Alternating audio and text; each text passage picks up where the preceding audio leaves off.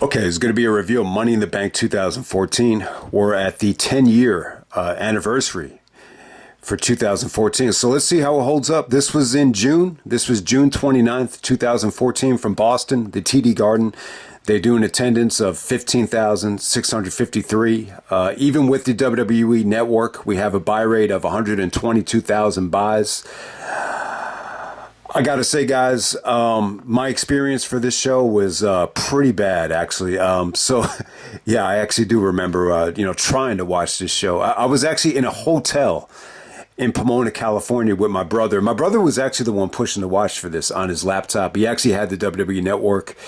If you remember, he was a big Daniel Bryan fan. He was really excited about Bryan getting the reign. But, they took the belt off of Bryan. They stripped him of the title. He was forced to retire temporarily. So the title is vacant at the time, and they're going to have not a Money in the Bank ladder match, but I guess the main event was actually a ladder match for the Undisputed Championship. So looking back on it, man, I say to myself, wow, this would have been a great opportunity to do King of the Ring. The winner gets to be the Undisputed Champion. I mean, that would have been so much better. And then you could still do Money in the Bank in July, and you could still give Seth Rollins the Money in the Bank when you get to July. But they end up doing it in June. But yeah, awful experience. I just remember trying to connect to the Wi-Fi in the hotel. It was just dreadful. It was unwatchable. I don't even think we got through the whole show. I think we might have just watched the main event. But yeah, one of the worst experiences I've ever had, trying to watch a pay-per-view. I don't know if it had to do with the router or the laptop or just the connection at the time. But yeah, man, things have just got so much better in the last 10 years. There's no doubt about it. But nowhere near as bad as No Mercy 2008. I remember I tried to watch No Mercy 2008 from a dorm room on a laptop that didn't even have a webcam. That was awful. That was pretty bad. Trust me, it was really, really bad. But hey, it's nice to actually go back in time and revisit this show because, it was definitely unwatchable at that particular time. But let's get right down to it. We have the Usos taking on the Wyatt family for the tag team titles to open up the show. This is really good. Better than I thought it would be. I thought, you actually had Eric Rowan and Luke Harper out there of the Wyatts. And, they look pretty good, man. There was some great, power moves from them, some nice double choke slams from them. And it wasn't watered down. Like, they really took some chances out there. They really put those big bodies on the line. And the Usos were great, man. Christian actually said steel-making performance, or, show-stealing performance from the Usos on the, not the pre-show, but, they kind of went back to the pre-show team with Christian and Booker T and Renee. And, I just thought the Usos looked good here, man. This got time. It didn't feel watered down. I thought the ending was hot. One of the Usos make the blind tag. You got not a simultaneous, but, you got one splash right after the other for a hot finish right there. So, Jimmy and Jay, they still look pretty much identical at this point, but I just think they just looked a lot better than they did in 2010. So hot opener right there. Next up, we have Paige actually taking on Naomi for the Divas Championship. It wasn't bad. This is definitely a step up from the Divas matches from 2010. Naomi at the time is coming out there with Cameron. She's still coming out there with the, the Cats theme music, which ended up becoming Brodus Clay's. Was it Brodus Clay? I think his theme music, that, Somebody Call My Mama, that song. But yeah, Paige looked in much better shape back then. Very, very slim. I thought the ending was hot. Naomi had some good moments out there. I wouldn't say the match was anything special, but without a doubt, I would just say a huge step up from whatever Diva Search stuff we got in the late 2000s. Next up, you had Adam Rose coming out there with his crew to take on Damien Sandow. Damien Sandow is actually dressed up as Paul Revere because they're in Boston. I was not feeling this at all. I didn't know what to make of this. I just didn't like Adam Rose's gimmick. Just think it was too over the top with all those people coming out to dance with him. Damien Sandow at this time was still a heel, got a little bit of heat here, kind of talking down to the fans. He's dressed up as Paul Revere. And yeah, I just couldn't get into this. This just felt like the definition of filler for me. I mean, the wrestling wasn't bad. I mean, you'll see worse matches. Okay, next up we have the Money in the Bank match. This is a ladder match to get a contract for the WWE World Heavyweight Championship. We got Seth Rollins taking on Dean Ambrose, Dolph Ziggler, Jack Swagger, Kofi Kingston, and Rob Van Dam. Okay, man. I mean, it really held up pretty well. You had a hot crowd. You know, the crowd was really, anti-Rollins. This is when Rollins is just coming off of the heel turn and he turns on the Shield. You know, he's fresh off of that. It felt like that just happened like weeks before this, maybe the previous Raw. So the crowd is just really hot to see Ambrose get his revenge on Rollins. And, that's what really stood out here. But I think the match was good. There were moments in the match where it almost like fell off a cliff at certain points, and then they had to pick it back up again. The Ambrose injury kind of brought the fans out of the match. Definitely. What's his name? Ziggler. Ziggler had a really, awesome comeback, and he really got the fans on his side here. I mean, it was really, really something to see. And then, kind of felt like that kind of faded. And there was an injury here to Rob Van Dam. It looked like Van Dam might have messed up his knee. So there was a couple things here that really, took the crowd out of it, especially the Ambrose injury. But then, the Ziggler stuff brought the crowd back into it. And then when Ambrose made his big return to stop Rollins from grabbing the briefcase, I mean, the crowd went crazy there. So you had some pretty good booking here, but at the same time, you had some bad booking as well. The Kane stuff just deflated the crowd. Kane comes out not as corporate Kane, but as a, just regular Kane, and it just felt stale as shit. I know at the time Kane is working with the Authority, and he's trying to stop Ambrose from winning here. He wants to, Rollins has sided with Triple H and Orton and the Authority, so they want to make sure that Seth Rollins wins the match. So, yeah, I mean, the Kane stuff was kind of deflating. I think overall, though, you had some incredible moments here. I would only go 4. I think this definitely had potential to be one of the best Money in the Bank ladder matches ever. It was just a little bit too up and down for me. But hey, I thought everybody looked good here, especially Swagger. I think Swagger really impressed the shit out of me. I think he looked a lot better here. I think Zeb Coulter really helped with the presentation. Kofi was awesome here. I thought Kofi had some good moments. He actually backdropped Rollins on top of a ladder, which was an incredible bump. Yeah, Rollins took some great bumps out there. I mean, he actually took a superplex from Dean Ambrose. It looked like there was going to be a triple superplex with RVD. RVD was actually about to go for the frog splash, and Rollins prevented that from happening. But I think RVD looked good here. He got some "You Still Got a Chance." There's a lot of sequences here where RVD's just kicking guys like straight up in the face. So RVD had a good performance. I wouldn't say it was as memorable as his 2013 return. That was incredible. That was really, really well promoted. This is a little bit more forgettable compared to 2013, but I still thought it was good. I think this is a nice mix of talent. Like I said, guys, Ziggler really impressed me. Just with his intensity, just how he was able to, work the crowd here. And, Rollins was definitely the chicken shit heel of the match, but, he still looked really good out there. I thought, him and Ambrose really had something here. I mean, it was definitely something to see. You could feel the hatred. You could feel the animosity. And, yeah, the ending's a little bit deflating. But, hey, the bottom line is Seth Rollins wins. He wins the Money in the Bank. And I got to say, this is one of the best cash-ins I think they've ever done. The decision to put the Money in the Bank on Rollins, he definitely fit the criteria of someone that could hold the briefcase. And, him cashing it in at WrestleMania, it was definitely a good moment. It definitely made sense when you consider how, negative the fans were on Roman, and how, you can't really keep the title on Brock because you need someone to, actually carry the championship, to main event these shows with. So yeah, overall, I think this is a really good Money in the Bank ladder match. So I would say it definitely holds up well. There's just a couple of things that totally took me out of the match. The top of the list would be the Kane stuff. Okay, next up you had Goldust and Cody coming out there as Stardust to take on Curtis Axel and Ryback. They're actually going by a tag team called RyAxel at the time.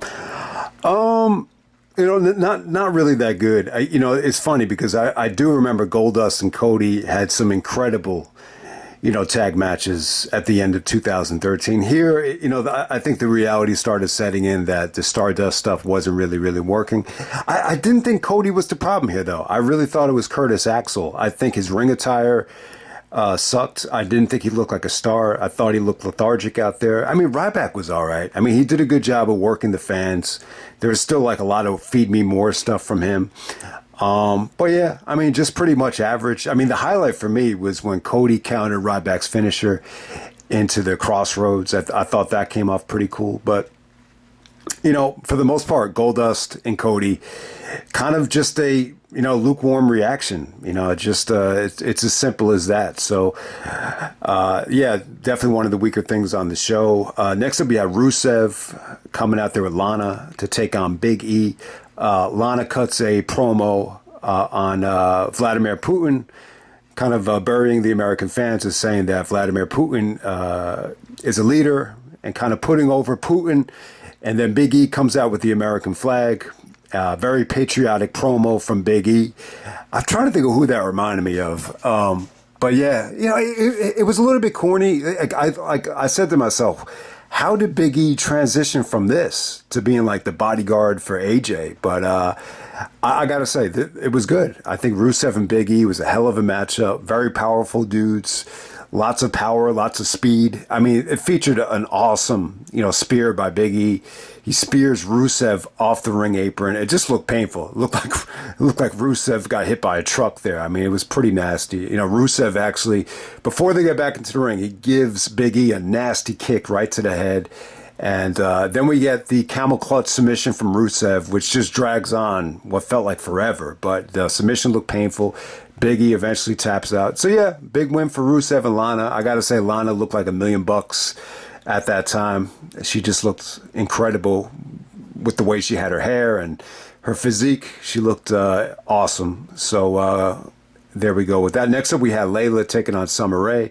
Definitely the worst match of the night. Fandango's actually special guest referee. They're actually fighting over Fandango at this particular time. Layla is very curvy, very busty.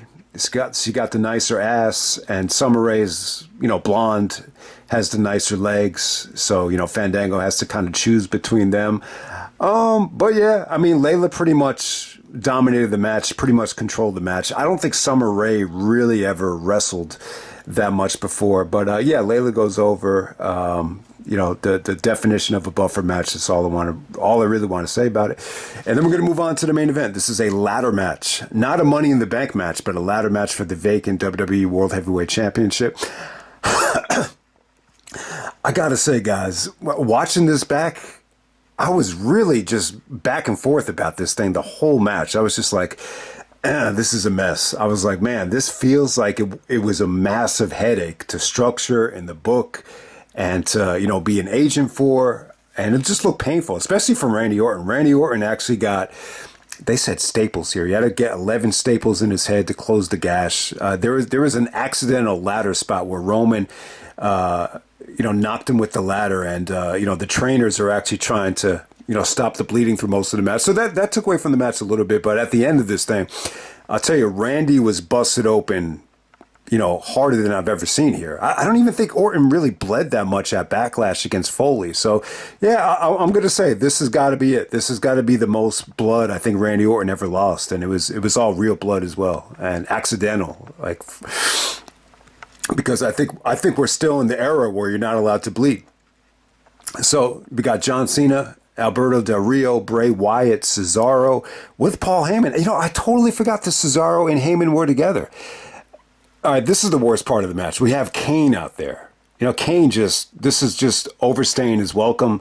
He got bad heat out there. I mean, he's really just out there to make sure Randy Orton wins. It's just, it just really brought the match down. You got Randy Orton out there. Stephanie and Triple H are at ringside cheering on Orton, hoping that he wins the belt back. We got Roman Reigns. Roman actually gets the star treatment. He actually comes out last with the Shield music. And then we got Sheamus. I'll tell you, man, Sheamus was the MVP of this match. I mean, say what you want about him winning the championship at Survivor Series 2015. I know the ratings went down the toilet at that time, but you see why they put the belt on him. I mean, he was awesome here. Him and Cesaro did some of the most creative things in the match. I mean, it almost felt like they were falling off a building with how they had the ladder, tilted with the other ladder in between. It was really something to see. Cesaro was awesome in this match, man. So yeah, it's really tough to evaluate this match. There were times where I felt like it was a mess, and you almost forget Del Rio was in this match. It just felt like just a lot of just random guys thrown into the match, maybe too many guys. And, I still think, this didn't need to be a ladder match. You could have built the whole pay-per-view around the Money in the Bank, and it would have been fine. I think you could have, saved the new champion for a tournament. I think that would have been much better. But, hey, I guess they figured, one ladder match isn't enough to, sell a pay-per-view for. So I guess that's why they did it. But I was really, really mixed watching this thing. There were times where I felt like it just, was just not hitting the mark. And then there was other times where I was just like, wow, like this is fucking incredible. Like this, they really, really turned it around. Like the last 10 minutes of this thing. It was really, really, really well done. Some guys were just there. I thought Del Rio, for the most part, was just there. I think Randy at this time, not necessarily in the match, I'll give him credit. The RKO on Cesaro looked good. He did do a lot of good stuff out there, and give him credit, for getting through the match with all the blood coming down from his face, because that shit was just oozing out blood like the last couple of minutes here. But for the most part, Randy seemed a little bit burned out, like not necessarily in the match, but definitely in terms of promos. I think, the fans towards Roman here, they were a little bit indifferent. This is before the fans started like shitting on Roman, which I don't think really started until Royal Rumble 2015. But, they're clearly building up Randy and Roman. The Authority is clearly anti-Roman. Roman had a hot sequence here where he's just taking out everybody with the drive-by, with the Superman punch, and he's just kind of, you just see a whole bunch of carnage from Roman. And for the most part, I think Roman turned out good here. I thought he looked good. You had Roman, Randy, and Cena really going for it here. In terms of who the fans wanted to win this thing, I would say they're anti-Cena, anti-Orton. I can't say they were really pro-Roman. If I were to pick one guy, I would probably say they were more pro-Bray Wyatt out of anybody. I mean, really, they popped huge when Bray stopped Randy from going up the ladder, and then he hit him with the Sister Abigail. So I got to say, man, Sheamus was awesome here. Like I said, him and Cesaro did some incredible stuff out there. But yeah, even Sheamus, took some shots at Cena. He hit Cena with the bro kick out of nowhere. Then he did the "you can't see me" thing. And then the fans actually popped for that. So Sheamus was pretty over with the fans tonight. One of Sheamus's better performances ever. You almost forget, But yeah, I'll tell you, Kane really, there were moments here where it was just building and building and building. And then Kane would come in and just really put a dark cloud over this match. And he's actually holding the ladder for Randy. Ultimately, Cena makes a big comeback. Cena actually FUs Kane. Then he attitude adjustments Randy Orton off the ladder. And Cena becomes the 15-time World Heavyweight Champion. It's actually two belts. You have the world title. Then you have the WWE title that The Rock actually, brought in 2013. And, Cena's celebrating with two belts. As you can see on the cover here, I have it in the backdrop. And Stephanie and Triple H are a little bit upset about it. But hey, I know this got a lot of criticism at the time. I really don't remember it that well. But, the whole point was to build up Cena and Brock as a big-time match to really get fans to take the WWE Network seriously. That's what I really remember about it. But yeah, 15 times for John Cena. I was going to say, is this the last time Cena won the belt? I know he ended up being a 16-time champion. And then you remember at SummerSlam 2021, he had a chance to beat Flair's record against Roman, which obviously did not happen. But yeah, I think the last time Cena won the belt, I think it was against AJ at Royal Rumble 2017. And then I think he lost it to Bray at Elimination Chamber. Is that correct? That's just based on memory right there. I could be wrong about that, but I think Cena won it 16 times. And the last one he won it from was actually AJ Styles at the Rumble, which ended up being the best match of that trilogy. But yeah, man. I mean, this felt like a mess at times, but overall, I got to say, I'm going to say this was the match of the night. I think the Kane stuff really brought down both matches, but I would definitely say it bothered me more in the Seth Rollins match, if that makes any sense. But hey, man, you had two really, really good ladder matches right here. That's pretty much all I'll say about it. That's Money in the Bank 2014, and I'm out. All right.